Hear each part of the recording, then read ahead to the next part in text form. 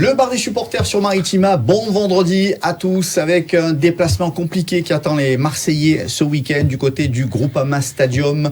Un match face à Lyon, c'est toujours très spécial. L'Olympico, même si à Marseille on considère à juste titre qu'il n'y a qu'un seul Olympique et c'est l'OM. Bonsoir Karim Attal. Salut les amis. Bonsoir Jacques Bail. Bonsoir les amis. Quel était l'état d'esprit cet après-midi puisqu'il y avait une conférence de presse pour préparer ce déplacement? Est-ce que ça a respiré la confiance, la sérénité? Ou est-ce qu'il y avait un petit peu d'humilité pour se dire quand même, voilà, ça reste un déplacement à Lyon, on va voir, quoi. Non, ça respire la sérénité, la confiance. Il faut pas trop en avoir, hein, parce que on en a parlé tout au long de la semaine quand on a évoqué ce choc. On sait que c'est pas un match comme les autres. On sait que c'est quelque chose qui peut se jouer sur des détails. On sait que c'est une confrontation qui peut se jouer aussi sur je dirais, l'importance de l'arbitrage. Il y aura pas de supporters marseillais au Groupama Stadium, donc il y a de la sérénité. Il y a un peu de déception quant au fait de ne pas avoir Quentin Merlin et Derek Cornelius. Il n'y a pas d'interrogation sur le fait qu'on n'ait pas Adrien Rabiot sur le premier déplacement. Voilà. Et après, il y a la sérénité qui est liée à 10 points sur 12, à 2 victoires déjà à l'extérieur, à Brest et à Toulouse. Brest, si je ne m'abuse, que l'OM a battu 5-1 et qui hier a gagné son premier match de Ligue des Champions. Donc voilà, après, ce sont des raccourcis. Oui, mais tout ça pour dire que oui, l'OM est bien.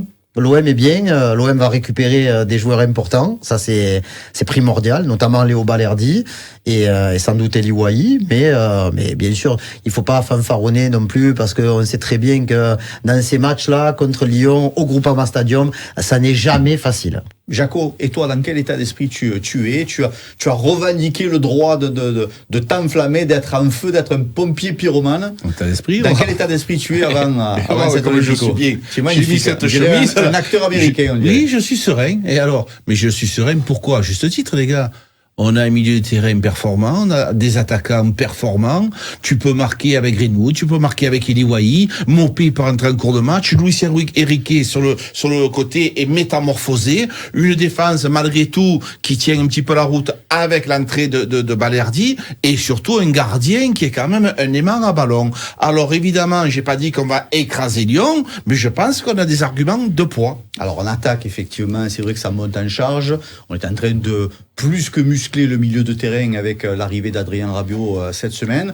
Il faut effectivement construire quelque chose de solide derrière, c'est un peu le chantier du moment. Oui, mais c'est compliqué parce que quand tu regardes, je crois ne pas me tromper en disant que sur les 4 premières journées, tu n'as jamais joué avec la même défense. Oui. Puisque premier match, tu avais Murillo à droite, Lirola à gauche, dans l'axe Balerdi Cornelius. Sur le deuxième match, tu avais dans l'axe Balerdi, Brassier, Merlin et Murillo. Le troisième match à Toulouse, tu n'avais plus Balerdi, tu avais Cornelius et Brassier avec Murillo, Merlin sur les côtés. Et le quatrième, tu avais Murillo à gauche, Rongier à droite et Cornelius Brassier. Donc là, tu as le retour de ton capitaine. C'est une très très bonne nouvelle. J'aurais bien aimé quand même qu'on ait la possibilité aussi d'avoir Cornelius pour pouvoir... Parce qu'il y a plein de choses. Hein. Tu vois, j'en ai parlé à Brassier pendant la conférence de presse, puisque avec Brest, il l'avait déjà fait. Il a déjà joué latéral gauche. Donc pourquoi pas un jour imaginer que pour du dépannage, tu demandes à un défenseur central gaucher de jouer sur le côté gauche. Mais ouais, c'est bizarre. C'est bizarre parce que c'est presque cocasse parce que on pointe du doigt, je trouve régulièrement la défense et juste après un match où on n'a pas pris de but. Ouais. Et c'est vrai que alors il y a pas c'est le secteur de jeu où il y a peut-être le moins de sérénité, je suis d'accord, parce qu'il y a beaucoup de mouvements. Et moi, ce qui me dérange le plus, vraiment, hein, c'est l'absence de Merlin, parce que c'est un joueur aujourd'hui qui doit être top 3, top 4 des joueurs les plus importants dans le dispositif de Roberto De Zerbi, et sans Quentin Merlin, automatiquement, peu importe qui va jouer à sa place, l'OM ne joue plus de la même manière. Exactement. Jaco, gros préjudice effectivement que cette absence de Quentin Merlin. Comment toi tu envisagerais la construction de cette défense? Karim rappelait qu'il y avait eu plein de choix audacieux de Zerbi. Qu'est-ce que toi tu ferais pour ce déplacement à Lyon? Mais écoute, je savais pas, moi j'ai pas honte de dire que Brassier a été capable de jouer à latéral gauche, donc ça peut être une solution supplémentaire. Mais pas pour Lyon, puisque t'as pas Cornelius. Non, bien sûr. Non, mais on parle de solutions possibles. Mais tu parlais pour ce match-là. Non, mais voilà, non, mais là, moi je te dis que j'ai entendu ça, donc ça me rassure en me disant il y a une possibilité pour les matchs à venir. Si Quentin Merlin, je pense que ça peut, ça devrait continuer très longtemps sa blessure.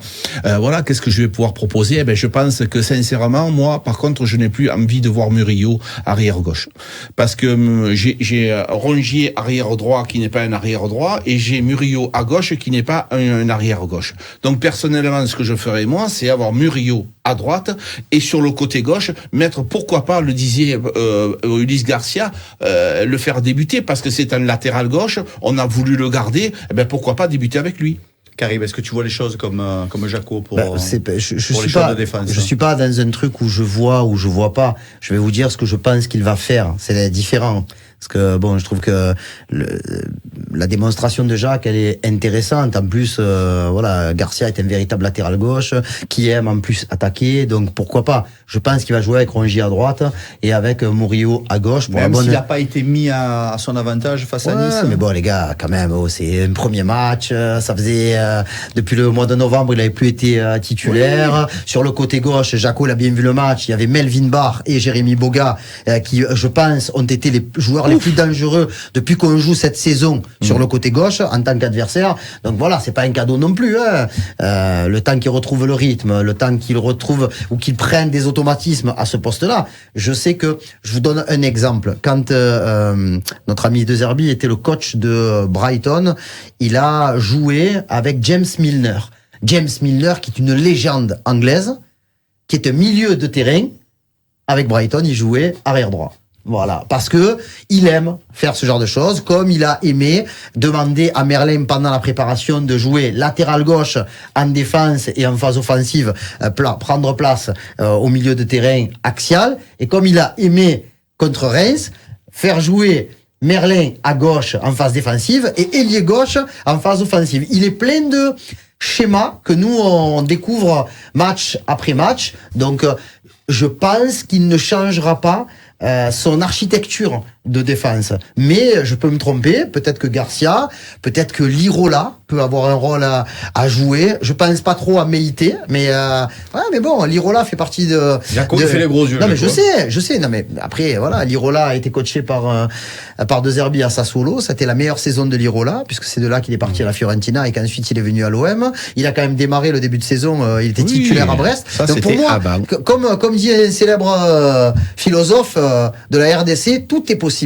Tout est possible. Donc aujourd'hui, même si on sait que De Zerbi n'est pas un adepte de la grosse rotation, on peut penser, personnellement, je pense qu'on repartira avec Rongier à droite et Murillo à gauche, mais je suis pas dans la tête de De Zerbi. Encore une fois, Marco, on peut commencer comme ça. On a le droit de commencer comme ça. Et Rongier a le droit d'être bon aussi. Voilà, il a le droit d'être bon, et tu as aussi le droit, en cours de match, si ça ne va pas, avant de prendre l'eau, de faire un changement. Ce n'est pas, encore une fois, faire offense à Valentin Rongier, car il nous expliquait qu'il revient de blessure, c'est pas son poste, on le fait débuter, et si ça va pas, il faut changer, tu as droit à 5 changements.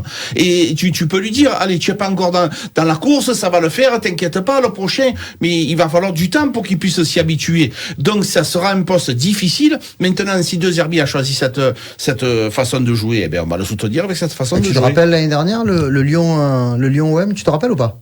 Le Qui Lyon avait joué OM. latéral droit? Meïté. Exactement. Qui était un latéral droit? Non. Il avait été très mauvais. Offensivement.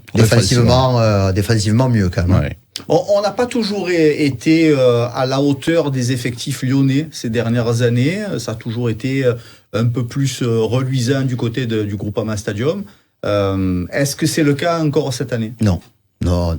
Là, après, il faut pas leur manquer de respect, hein, parce que moi, je te le dis honnêtement, en France et en Europe, il y a beaucoup d'effectifs qui aimeraient compter dans leur rang Lacazette, Gift Orban, Georges Mikotadze. On a Ernest Nouama, on a également Malik Fofana, on a Wilfried Zaha qui ne devrait pas être disponible. Voilà, on a Cherki qui lui aussi est en délicatesse, on a Saïd Benrahma. Oh, Les amis, ça fait beaucoup de joueurs sur un plan offensif qui sont capables de débloquer des situations. Après, derrière, moi, je les trouve peut-être un petit peu moins intéressants. Il y a une vraie différence. Tu vois, on parle de différence entre l'attaque, le milieu et la défense de l'OM. Là, pour Lyon, c'est vraiment notoire. Sauf que, ils ont fait 0-0 à Lens. Le dernier match, et qu'avant ils ont réussi à gagner 4-3 en prenant 3 buts à la maison, mais je pense qu'ils sont capables de faire du mal à pas mal d'équipes.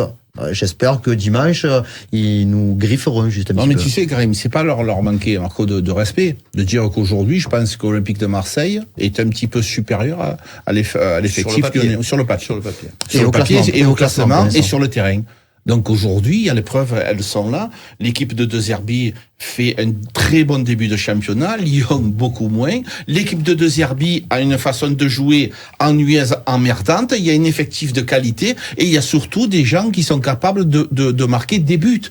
Parce que je voudrais dire quand même, quand la Palisse dirait la même chose, pour gagner, il faut marquer des buts. Mais tu te rends compte, l'armada offensive que nous avons, les gars, c'est quand même intéressant. Donc moi, je pense qu'on a un léger avantage. Comment il faut jouer contre ces Lyonnais de Pierre Sage? C'est quoi les fondamentaux qu'il faut absolument respecter pour revenir avec des points du Groupama? Après, honnêtement, cet Olympique de Marseille-là doit jouer à sa façon. C'est-à-dire prendre en considération l'adversaire, les qualités de l'adversaire, les défauts de l'adversaire. Lyon sera la première équipe qu'on va rencontrer qui va sans doute jouer à 2 pointes, avec Lacazette et Orban ou Lacazette et Mikotadze. Je sais pas qui va jouer, et je m'en fous. On verra ça un peu avant 20h avec Jaco dimanche au Groupama Stadium. Mais bon, voilà. Donc ça va être une manière différente de défendre, je pense, pour les 2 défenseurs centraux et pour la pointe basse du milieu de terrain, Højbjerg ou Kondogbia, qui viendra donner un vrai coup de main à sa charnière centrale. Mais ensuite, il va falloir, bien entendu, mais bon, je ne crois pas une seule seconde, on ne va pas refuser le combat, l'agressivité. Il faudra faire attention vraiment à l'arbitrage, vraiment, parce que Benoît Bastien, on le sait, involontairement, on va dire, parce qu'on est sport, involontairement va rarement dans le sens de l'OM. Donc voilà, mais je pense qu'il faut continuer à produire du jeu, à essayer de progresser sur les côtés, avec peut-être une titularisation, je l'espère, d'Ismaël Koné pour amener autre chose dans la transition entre le milieu et l'attaque. Et bon, c'est bon, Greenwood est resté muet pendant un match. Je crois qu'il peut reprendre sa marche en avant. Donc voilà, mais bon, pas refuser le combat, mais surtout pas renier ses principes de départ, quoi. Ouais, Karim, tu viens de le dire, c'est tout simplement indispensable. Quand tu t'appelles De Zerbi, il a une manière de jouer. Toute la différence des autres entraîneurs, c'est qu'il va la garder. Tu vas jouer à Lyon, pareil. Tu vas jouer à Paris Saint-Germain, pareil. C'est-à-dire qu'il va pas changer sa méthode de travail. C'est la méthode De Zerbi. Et j'ai envie de te dire, enfin. Après, tu as un fameux plan B en cours de match si tu as des blessés, si tu as 10. Il y a plein de choses qui peuvent se passer. Si ça fonctionne pas. Il y a plein de choses qui peuvent, voilà, tu peux avoir, et en plus, tu as des joueurs, on le dit, on le répète, qui sont capables de t'apporter au moins aussi bien que les sortants. Donc ça, c'est toute la différence. Mais quand tu as la méthode De Zerbi, c'est celle-ci. Et tu vas à Lyon avec ta méthode. Tu vas à Paris avec ta méthode et tu vas à Brest avec ta méthode. Donc ça, c'est important. On aura un Jordan Verretou probablement revanchard face à son ancien club. C'est un peu la règle du jeu quand tu changes de cycle, de mettre toute ton énergie au service de ton nouveau club, à plus forte raison quand tu joues contre ton ancien club. Mais c'est normal, c'est l'inverse qui serait pas normal. Si tu me dis Jordan Verretou, il va venir en tongs et en maillot de bain, je te dirais ouais, qu'est-ce qui lui arrive? Non, il vient pour il va aller au stade, il va avoir l'espoir d'être titulaire, ce qui n'est pas sûr encore, mais et d'essayer de montrer aux dirigeants de l'Olympique de Marseille, peut-être à certains supporters, qu'il avait un niveau peut-être suffisant pour qu'on lui laisse une chance. Ça n'a pas été la direction qui a été choisie par la présidence, par le staff de l'Olympique de Marseille. Et on peut le comprendre aisément parce que c'est un nouveau projet, de nouveaux joueurs, rajeunissement de l'effectif, façon différente de jouer au niveau du milieu de terrain. Mais bon, après, bien entendu, il va arriver avec un état d'esprit un petit peu particulier. Après, c'est à double tranchant. tranchant, ça, parce que il peut tellement avoir envie de bien faire qu'il peut mélanger l'agressivité avec des gestes limites, la précipitation avec une mauvaise justesse dans son jeu technique. Donc voilà. Après, c'est un joueur expérimenté et je pense pas non plus que dans sur le frigo il a mis un truc en disant l'OM une croix, je vais te défoncer. Donc c'est pas comme ça que ça marche, quoi. Verretou, tu y penses toi ou tu t'en fous? Non, complètement. C'est un joueur qui est parti à Lyon, voilà, tant mieux pour lui. Il a été pas assez performant à l'OM. Aujourd'hui, il y a un gars à sa place qui s'appelle Ribéry, qui est beaucoup mieux que lui. Et donc, voilà, tout le mal que je lui souhaite, c'est qu'il réussisse après dimanche soir. Mais, comme je te dis, Karim, attention, c'est une arme à double tranchant. C'est-à-dire qu'il ne mette pas trop d'intensité contre les Olympiens. Même si je pense qu'il aura beaucoup de haine, parce que quand tu restes autant de temps à l'OM, ce club-là, tu l'as dans le ventre. Voilà. Il faut pas me dire le contraire. Il est sans doute heureux d'être à Lyon parce qu'il était en difficulté, il jouait plus. Mais l'OM, c'est l'OM. Tous les joueurs qui sont passés par ce club-là, ils le disent. Et donc, au fond de lui, je pense qu'il aura un petit peu la gorge serrée. Pas de supporters marseillais, on le sait, au Groupama Stadium. Est-ce que c'est un vrai préjudice? Est-ce que les joueurs, dans tous les cas de figure, feront le nécessaire pour faire plaisir à leurs supporters, où qu'ils soient, derrière la radio ou devant la télé? Bien sûr. Après, un préjudice, oui, bien sûr que c'est un préjudice, puisque quand les Marseillais se déplacent, c'est jamais pour rien. C'est pas comme si tu avais un club, entre guillemets, lambda, et ses supporters qui se déplacent à 100, 150, qui vont passer la journée à Lyon pour manger dans les bouchons. Et c'est pas ça. Les supporters de l'OM, ils montent pour mettre l'ambiance, pour essayer de montrer à leurs joueurs qu'ils ne sont pas seuls face à l'adversité, parce que je pense quand même que le stade devrait être plein dimanche soir, mais après les joueurs ils ont l'habitude aussi, malheureusement, parce qu'à chaque fois, on va dire 9 fois sur 10 quand tu joues à Lyon, 10 fois sur 10 quand tu joues à Paris, pareil quand tu joues à Nice. Je pense que ça va être compliqué d'aller à Saint-Etienne aussi cette année. Donc voilà, t'as quand même l'habitude, malheureusement, de jouer sans tes supporters. Et c'est vrai que la première chose, c'est que les joueurs ils jouent pour eux.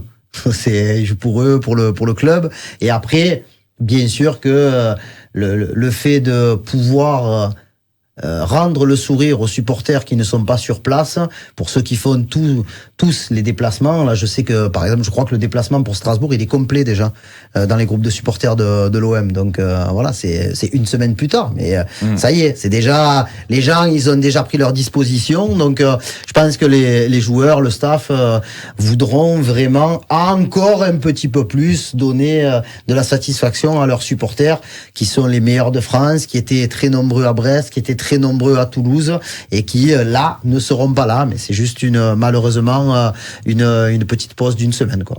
Dans le détail, poste par poste, dis-moi exactement la formule que tu veux au coup d'envoi. Quel joueur tu veux avec les noms? Alors, bien entendu, dans le cage, on va mettre Rudy, on l'a dit. Karim nous a dit que Valentin Rongier serait à droite. Ah, j'ai pas dit ça, moi. Non, mais normalement...